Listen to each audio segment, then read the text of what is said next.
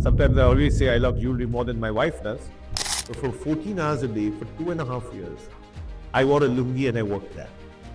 And I went back saying, that's my dream, to create a luxury brand of international standing with an Indian origin. Proudly Indian. If you make jewelry, you can design. If you make your foundation strong, then building bricks on it is very easy.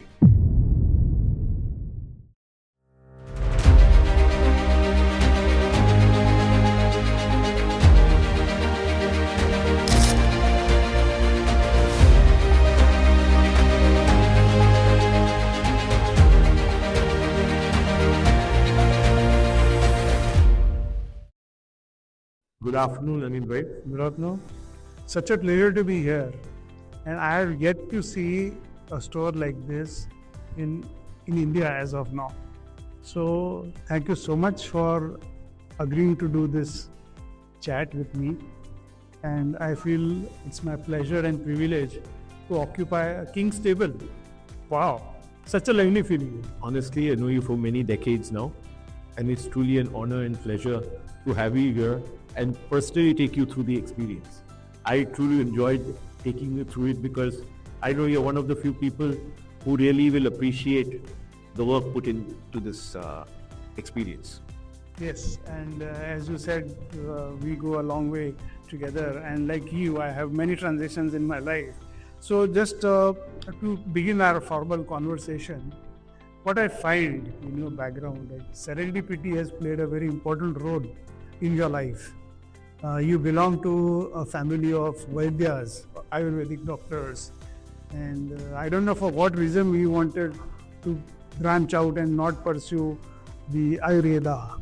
That's one aspect. And secondly, what I like about you is the fact that you are a first generation jeweler and watch retailer. You started on a very humble note. You're from a well-to-do family. That business was very small, and your journey started with a fashion watch brand.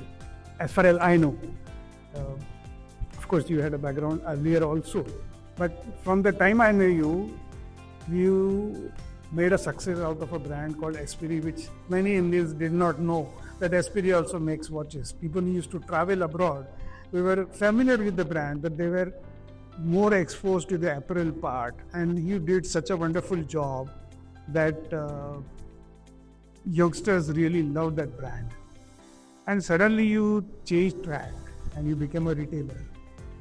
So I would like to know what was the turning point which made you move away from FMCG, watches at the lower end, you can call them FMCG.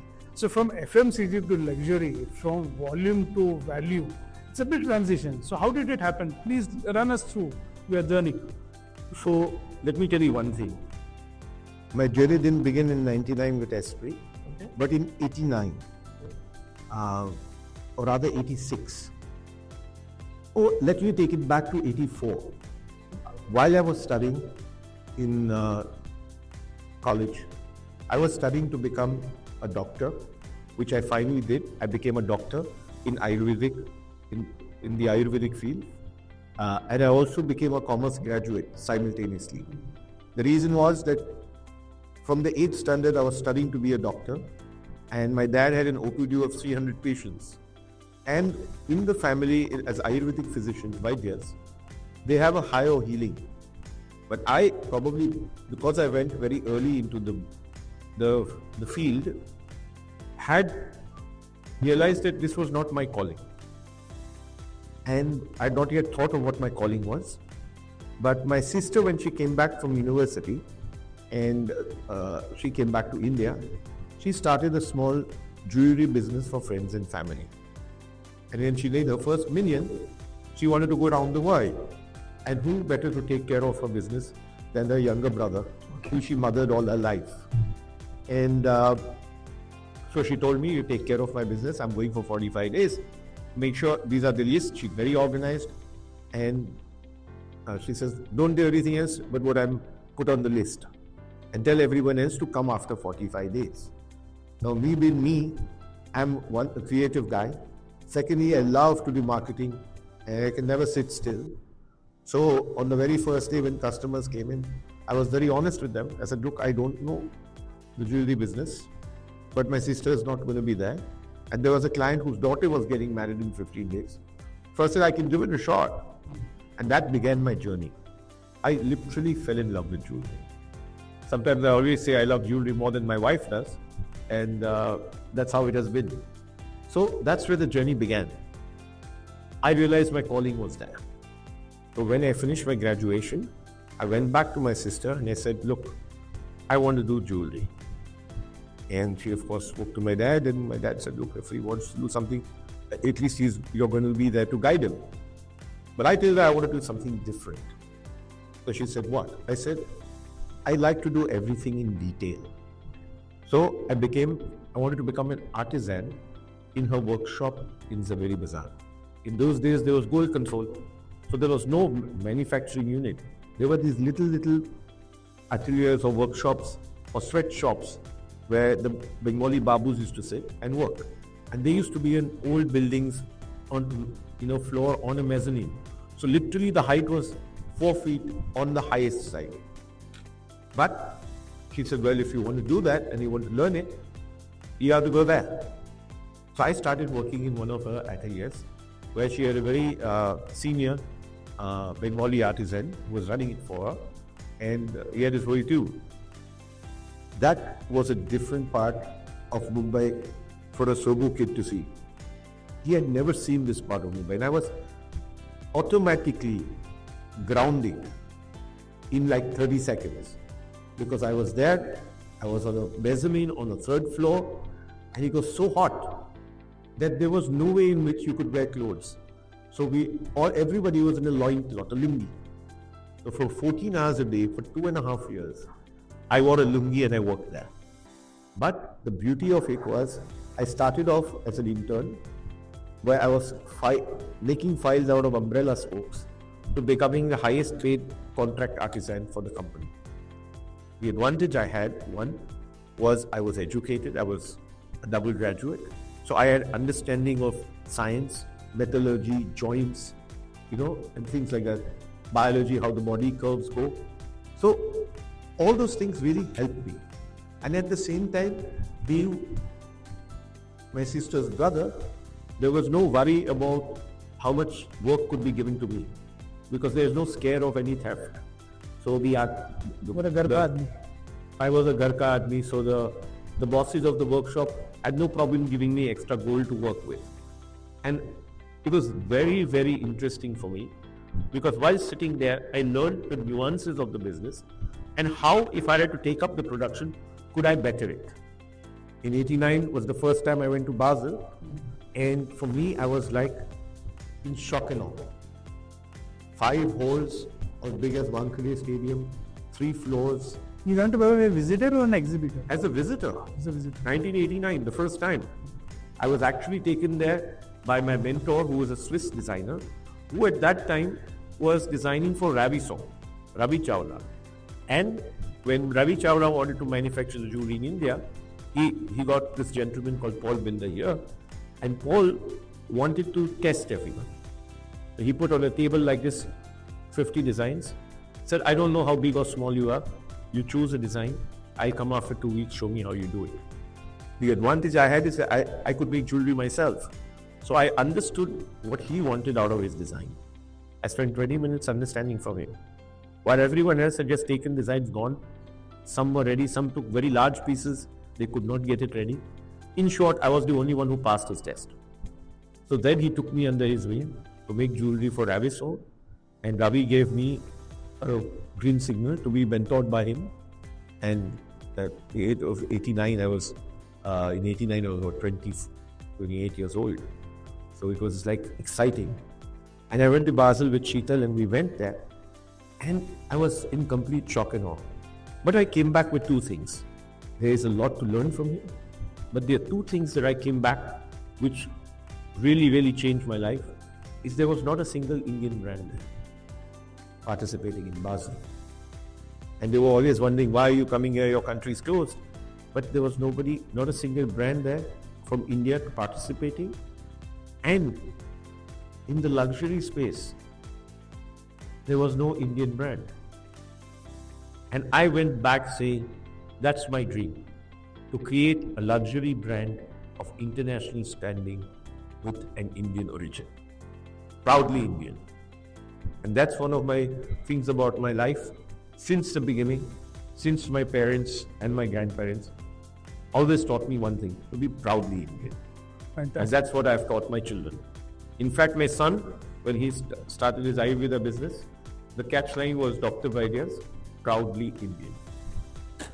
So basically, I have always admired your design aesthetic and your aesthetic sense, because the way you do things, right from deciding the menu, choosing the crockery, but when it comes to jewelry design, I think you discovered the power of design when you went to Basel. But what I see from their background, you did not have a formal degree or education in design, and you discovered your potential when you had a brush with the Ravi Saw mentor. Yes. So then how did you develop it further? Because once you realize that this is your strength, you have to build it up. So how did you go about doing it? That's a very, very good question you asked me. A lot of people tell me this.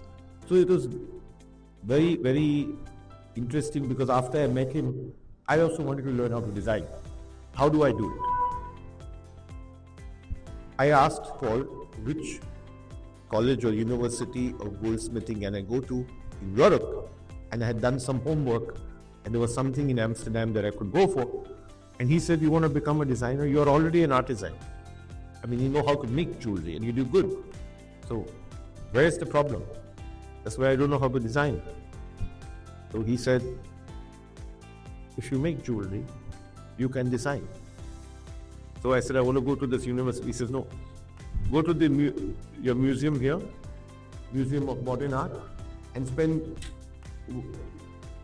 3-4 hours every week. Mumbai, New York. Oh, no, yeah, in Mumbai. He told me he wasn't aware. So he said, they went to the Museum of Modern Art in Mumbai and sketch murals. So I said, we don't have such facilities in the 80s in India. So I told him that the only thing I can do is sketch a dog or a cow or a cat on the street. But otherwise, there are no nudes I can sketch. So he says, no, that's fine. He told me one thing. We were sitting in the room in my office. He says, that corner, next trip 2 weeks, I want on paper. That corner on paper. So I sat down.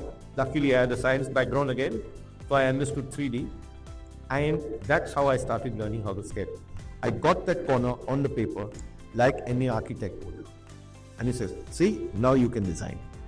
And then he took me through the whole process of designing, where he was an artist. And in fact, after jewelry, he started painting and he became a professional artist. However, he told me, now you can sketch. And he made me draw every shape in proportion. So 6x4, 5x7, 8x6, heart, marquise, round, pear, everything I had to draw for him, 3-dimensionally, without a stencil. I spent 6 months just drawing shapes. So much so that in the middle of the night you woke me up, I could draw every shape out for you in 3 dimensions without even batting an eyelid. That's how I learned design. And then life teaches you. Because in everything we do, why did I go to learn jewelry in the sweatshops of the Zaveri Bazaar? Because if you make your foundation strong, then building bricks on it is very easy. The same thing in design. My foundation with what Paul taught me is so strong.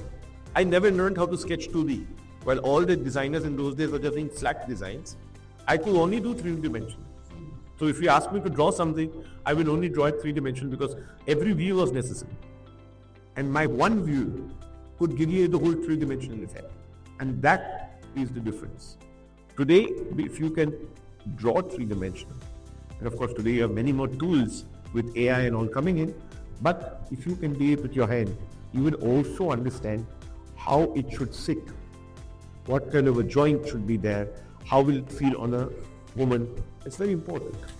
And honestly, then life and experience, exposure, education and experience. These are the three things that have worked for me. That's the wealth my father told me he gave me. That's the wealth I tell my children, that's what I'm giving them.